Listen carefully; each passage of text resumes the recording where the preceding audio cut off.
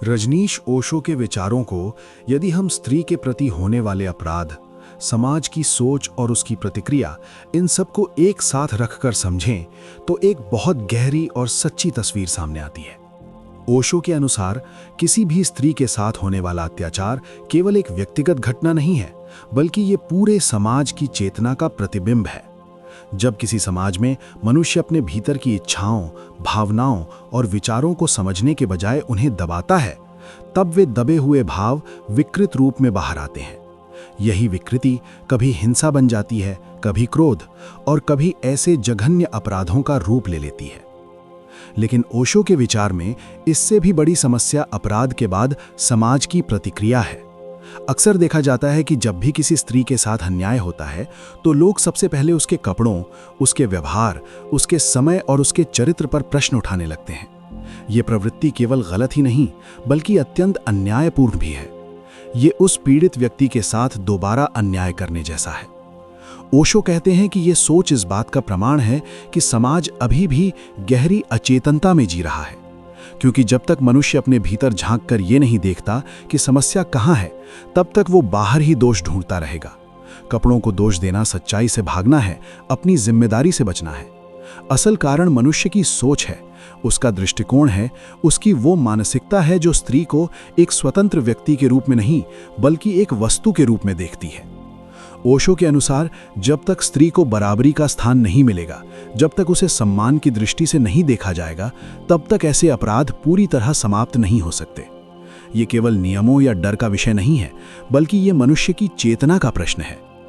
अब यदि हम समाज की प्रतिक्रिया की बात करें, जैसे कि मोमबत्तियां जलाकर विरोध करना, सड़कों पर उतरना, तो ओशो इसे केवल भावनात्मक अभिव्यक्ति मानते हैं। उनके अनुसार ये दुख और आक्रोश को व्यक्त करने का एक तरीका हो सकता है, लेकिन ये कोई स्थायी समाधान नहीं है। कुछ समय के लिए लोग एकत्र होते हैं, नारे लगाते हैं, मोमबत्तियां जलाते हैं और फिर धीरे धीरे सब कुछ सामान्य हो जाता है। ओशो का कहना है कि इस तरह के प्रतीकात्मक कदम असली परिवर्तन नहीं ला सकते, क्योंकि परिवर्तन केवल बाहर से नहीं बल्कि भीतर से आता है। जब तक मनुष्य की सोच नहीं बदलेगी, जब तक वो अपने भीतर की अचेतनता को नहीं पहचानता, तब तक ऐसे अपराध रुकने वाले नहीं हैं। वे बार बार इस बात पर जोर देते हैं कि बच्चों को बचपन से ही सही शिक्षा दी जानी चाहिए। ऐसी शिक्षा जो केवल पुस्तकों तक सीमित ना हो बल्कि जीवन को समझने की कला सिखाए। उन्हें ये सिखाया जाना चाहिए कि हर व्यक्ति का सम्मान करना क्या होता है और किसी के शरीर या उसकी स्वतंत्रता पर किसी का कोई अधिकार नहीं है। ओशो के अनुसार समाज को स्त्री को देखने का अपना दृष्टिकोण बदलना होगा। जब तक स्त्री को एक वस्तु की तरह देखा जाएगा, तब तक उसके प्रति हिंसा भी बनी रहेगी। लेकिन जब उसे एक पूर्ण, स्वतंत्र और समान व्यक्ति के रूप में स्वीकार किया जाएगा, तब ये दृष्टिकोण धीरे धीरे बदलने लगेगा।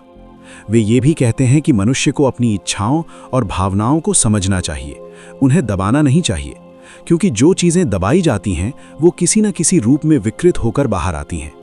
यदि समाज खुलापन और समझ विकसित करे तो मनुष्य अधिक संतुलित और सजग बन सकता है। अंत में ओशो का संदेश बहुत स्पष्ट और सीधा है। समस्या बाहर नहीं, मनुष्य के भीतर है।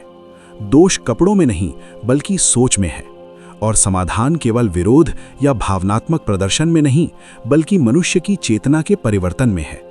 जब मनुष्य स्वयं को समझेगा, अपने भीतर जागरूकता लाएगा और दूसरों के प्रति सम्मान और संवेदना विकसित करेगा, तभी एक ऐसा समाज बनेगा जहां स्त्री सुरक्षित और सम्मानित महसूस कर सकेगी।